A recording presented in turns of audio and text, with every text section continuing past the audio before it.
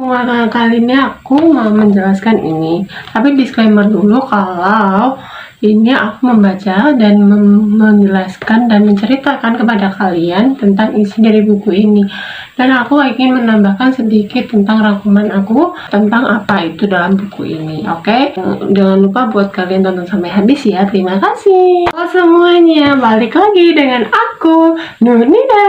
Di video kali ini aku mau membacakan salah satu buku ini, yaitu bab pertama tentang wanita yang patuh pada perintah dan larangan. Ini dari buku Indahnya Rumah Tangga Sakinah karya Ustadz Labib MZ. Oke, jangan lupa kalian tonton sampai habis. Ini ada 13 poin yang harus aku jelaskan kepada kalian, dan aku akan membaca buku ini ya. Jangan bosan buat aku mendengarkan cerita dari aku. Oke, yang pertama bab pertama yaitu wanita yang patuh pada perintah dan larangan. Pertama, beribadah kepada Allah. Wanita muslim selalu menjalankan segala perintah Allah dan menjauhi segala larangannya, dan mencurahkan segenap jiwa dan raga semata-mata hanya karena pada Allah. Yakin setiap yang dilakukan amal ibadah dan apapun yang hanya karena kepada Allah, bukan kepada selain Allah.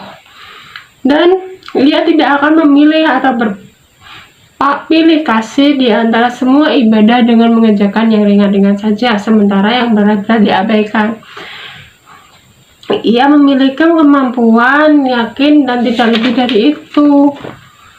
Oke, yang kedua adalah mengerjakan sholat fardu. Mengerjakan sholat fardu adalah merupakan kewajiban yang dimana kewajiban tersebut telah dibebankan kepada segenap kaum muslimin dan kaum muslimah yang harus tepat waktu dan tidak disibukkan oleh pekerjaan-pekerjaan rumah tangga atau pekerjaan-pekerjaan yang lain. Barang siapa yang mengerjakan, maka berarti ia telah menegakkan agama. Sholat adalah merupakan puncak dari segala amal perbuatan yang apabila sholatnya baik, maka segala amal perbuatannya dinilai baik. Demikian sebaliknya, apabila sholatnya jelek, maka amal perbuatannya dinilai jelek. Dan ada disebutkan dalam hadis, yaitu aku bertanya kepada Rasulullah, perbuatan apakah yang paling utama? Beliau menjawab, sholat tepat waktu. Aku bertanya lagi, kemudian apalagi? Beliau menjawab, jihad di jalan Allah. Sholat dilaksanakan dengan sebaik-baiknya, yakin dan dengan khusyuk dan tawadu, sehingga bisa dipetik hikmah yang dikandungnya. Oke, yang ketiga, menyempurnakan ibadah sholat. Bagi wanita muslimah yang sadar kewajibannya adalah mengerjakan sholat, ia mengerjakan dengan khusyuk dan dijiwai seraya menuntut seluruh anggota tubuhnya dalam rangka menghadap kepada Tuhannya. Maka ia akan mengerjakan sholat yang dijiwai dan dihayati bacaan-bacaan yang terkandung di dalamnya, sehingga seluruh relung jiwanya terisi oleh ketundukannya hanya kepada semata-mata kepada Allah, yang gilirannya akan timbul rasa syukur padanya, serta Allah akan memenuhi hidayah yang ada di dalamnya. Ia tidak lekas beranjak dari tempat duduknya. Dia akan menyibukkan diri dalam berbagai pekerjaan rumah tangga dan kesibukan lainnya. Ia akan memperbanyak zikir dan berdoa memohon ampunan kepada Allah Subhanahu wa Ta'ala dengan membaca doa-doa yang lain. Di samping membaca doa untuk memohon kepada Allah agar segala urusannya dilancarkan dengan baik, sekalipun urusan dunia maupun urusan akhirat, serta memohon agar diberi petunjuk jalan yang lurus. Wanita muslimah setiap kelar sehari sholatnya memiliki jiwa yang bersih, hati yang tenang, sehingga dapat demikian bisa menerima cobaan dan kesulitan dalam hidupnya. Ia tidak mudah tergoyah hatinya. Bila diberi kelebihan rezeki, ia tidak kikir, sehingga limpahan nikmat apapun yang dia dapatkan jika sholat dikerjakan dengan khusyuk. Yang keempat, beribadah Ramadan dan sholat malam. Wanita yang taat pada perintah Allah, ia akan sadar dalam melaksanakan puasa di bulan Ramadan dengan tulus dan ikhlas mata-mata hanya kepada Allah. Ia juga sangat memperhatikan tentang adab-adab ketika berpuasa, yaitu menjaga lidah, menjaga pandangan, menjaga anggota tubuhnya dari hal-hal yang mengotori puasanya, yang mengakibatkan mengurangi pahala puasa itu sendiri. Karena itu, bagi wanita yang beriman, biasa sadar akan selalu memperbanyak amalan-amalan soleh pada bulan Ramadan ini. Tidak dapat diragukan lagi bagi wanita yang beriman yang menjadi sumber kebahagiaan bagi seluruh anggota keluarganya pada bulan Ramadan dan akan melimpahkan pahala dari Allah, dan pahalanya tidak akan dilipat gandakan. Jadi wanita muslimah akan sadar betul dengan wajib-wajibnya seperti ibadah pada Allah, terus habis itu menjalankan sholat fardu, terus menyempurnakan ibadah sholat, dan yang keempat adalah berpuasa dan sholat malam. Oke, sekarang lanjut yang kelima ya. Mudah-mudahan kalian gak bosan. Terima kasih semuanya. Aku mau membacakan buku ini ya. Oke. Semua wanita di dunia ini adalah sama di hadapan Allah, baik yang hitam maupun yang putih, yang cantik maupun yang jelek. Bagi Allah, yang paling mulia di sisinya itu adalah wanita yang benar-benar beriman dan bertakwa padanya. Wanita beriman yang senantiasa sadar akan menganggap apapun peristiwa yang terjadi di dunia ini dan segala peristiwa yang menimpa pada diri manusia adalah merupakan kehendak Allah dan Maha Kuasa, dan yakin bahwa setiap peristiwa yang menimpa pada diri manusia itu hanyalah merupakan cobaan semata, bukan untuk membuat rasa bersalah atau murka kepada Allah. Seperti kisah Nabi Ibrahim dan Siti Hajar. Nabi Ibrahim diberikan wahyu untuk menaruh istrinya Siti Hajar di Mekah, dan ternyata keluarlah air zam-zam dari Ismail. Seperti itu. Dia yakin bahwa semua perintah yang diperintahkan oleh Allah itu adalah yang terbaik untuknya dan tidak murka akan perintah. Oke, lanjut. Ini rangkumannya adalah bahwa orang-orang yang senantiasa mentaati atas perintah Allah dan Rasulnya dan ridho terhadap ketetapan serta hukum-hukumnya akan mendapatkan limpahan dan balasan yang tiada terduga dari Allah Subhanahu wa Ta'ala, dan derajatnya dimuliakan baik di sisi Allah maupun di hamba-hambanya atau manusia. Oke, sekarang lanjut yang ke 6 ya.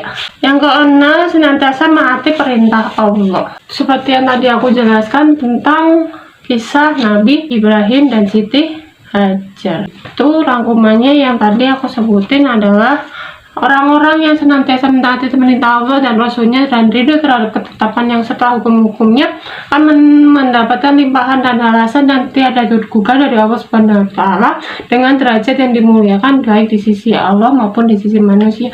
Jadi kita harus sadar betul bahwa segala cobaan yang ada di dalam diri kita mungkin ingin menghapus dosa-dosa kita dan menaikkan derajat kita baik di dunia maupun di akhirat dengan di sisi Allah maupun di sisi manusia. Terus habis itu lanjut yang ke-7, memakai hijab penutup sesuai dengan ketentuan syariat. Wanita muslimah yang senantiasa sadar akan selalu memakai hijab atau menutup sesuai dengan ketentuan syariat agama. Menurut ketentuan syariat pada diri wanita itu adalah merupakan aurat kecuali muka dan kedua telapak tangan. Maka untuk memenuhi ketentuan itu bagi wanita diperlukan memakai hijab. Oke, rangkumannya, maka dari itu untuk mencapai kebahagiaan di dunia dan di akhirat, maka kita semua tetap berpegang pada petunjuk Allah dan Rasulnya.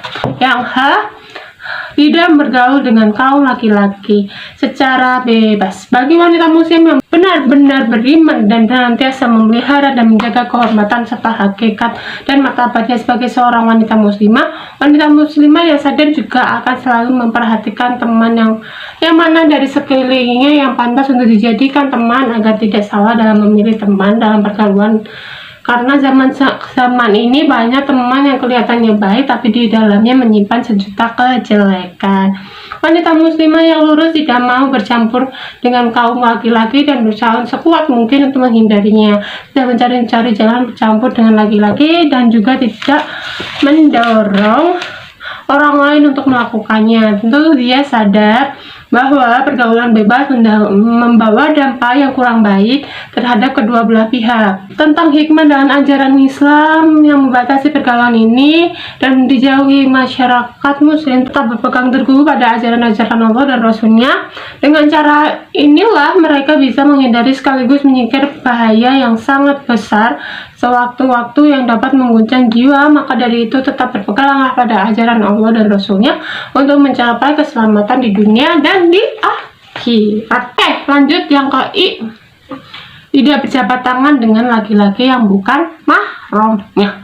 Wanita muslimah yang tidak mau bergaul dengan laki-laki secara bebas sudah Barang tentu tidak mau berjabat tangan dengan laki-laki yang bukan mahramnya. Oleh karena itu, kita sebagai umat Muhammad Shallallahu Alaihi Wasallam, mari kita senantiasa mengikuti petunjuk dari Allah Subhanahu Wa Taala dan juga mengikuti apa yang menjadi ketetapan dan tindakan dan perkataan beliau. Dalam sabda Nabi Shallallahu Alaihi Wasallam dijelaskan, jangan kita memegang dan melihat saja kita menimbulkan syahwat, merupakan larangan. Jadi tidak boleh berpegangan, tidak boleh bercampur baur, harus punya batasan. Boleh kita berteman, boleh, tapi kita tidak boleh terlalu dekat. Kalau bukan mahramnya, ada batasan-batasan yang harus kita buat bagi wanita muslimah. Oke, lanjut.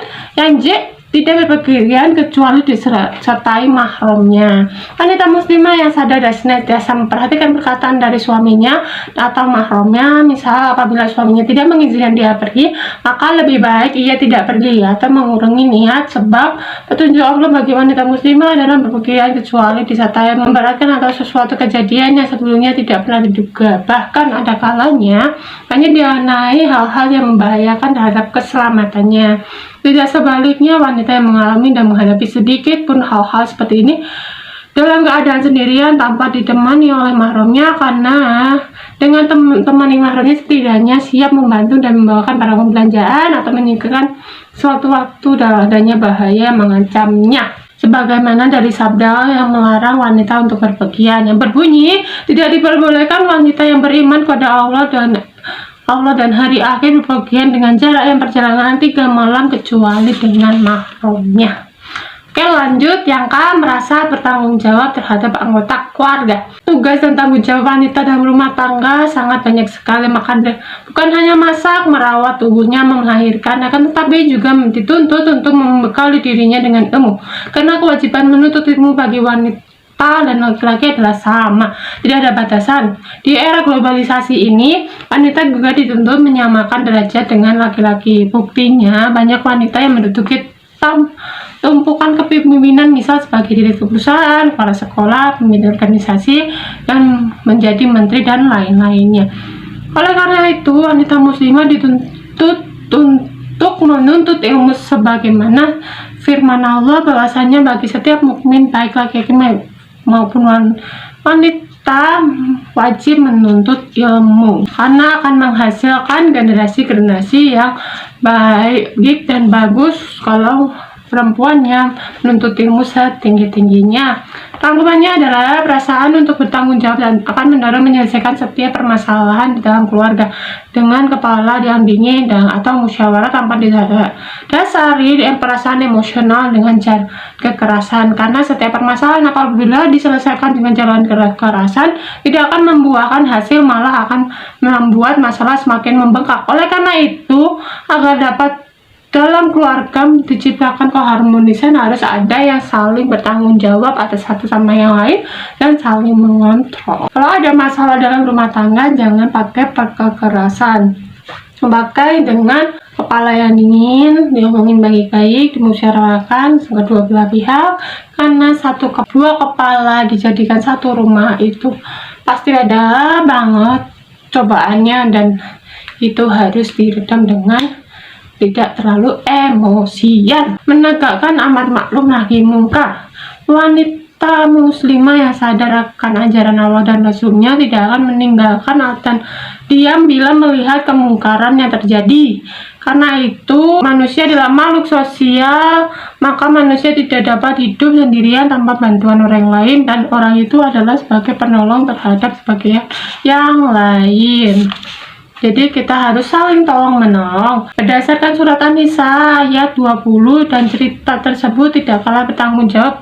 Laki-laki dan perempuan menegakkan amar ma'ruf nahi mungkar dan tanggung jawab dengan baik-baik, maupun laki-laki maupun perempuan punya derajat yang sama untuk melakukan amar ma'ruf nahi mungkar ke sesama, karena kita adalah makhluk sosial. Ini yang terakhir, bab 1, banyak membaca dalam Al-Quran. Wanita muslimah senantiasa sadar tidak akan menyia-nyiakan atau melewatkan hari-harinya tanpa melakukan amalan soleh. Di antara amalan yang paling mulia bagi seorang wanita muslimah adalah memperbanyak membaca Al-Quran, agar agar wanita muslimah dapat menciptakan kebahagiaan di dunia dan di akhirat, serta dapat menciptakan kebahagiaan di dunia dan akhirat dan mencapai tujuan ketaatan, kesolehan, ketakwaan, ketaatan yang tinggi. Maka dia harus banyak mendapatkan siraman rohani serta banyak-banyak membaca Al-Quran, mencermati, merenungi dan memikirkannya sehingga maknanya dalam terserap dalam hati dan sanubari serta menyinari petunjuk dari kegelapan. Karena Al-Quran sebagai pedoman hidup yang harus dibaca setiap saat, jadi jangan lupa buat kalian membaca Al-Quran. Terima kasih yang udah nonton video ini sampai akhir. Aku akan melanjutkan ke bab 2, yaitu tentang kewajiban wanita muslimah memelihara diri. Buat kalian yang tertarik untuk menyimaknya, langsung aja klik video setelah ini. Aku akan buat setelah ini. Dan terima kasih yang udah nonton video ini sampai akhir. Jangan lupa buat kalian follow Instagram sosial media Nurnidar, Facebook Nurnidar, Twitter Nurnidar, TikTok Nurnidar. Oke guys, sampai jumpa di video kedua, bab kedua tentang kewajiban wanita muslimah dalam memelihara diri. Oke, bye bye semuanya. Terima kasih.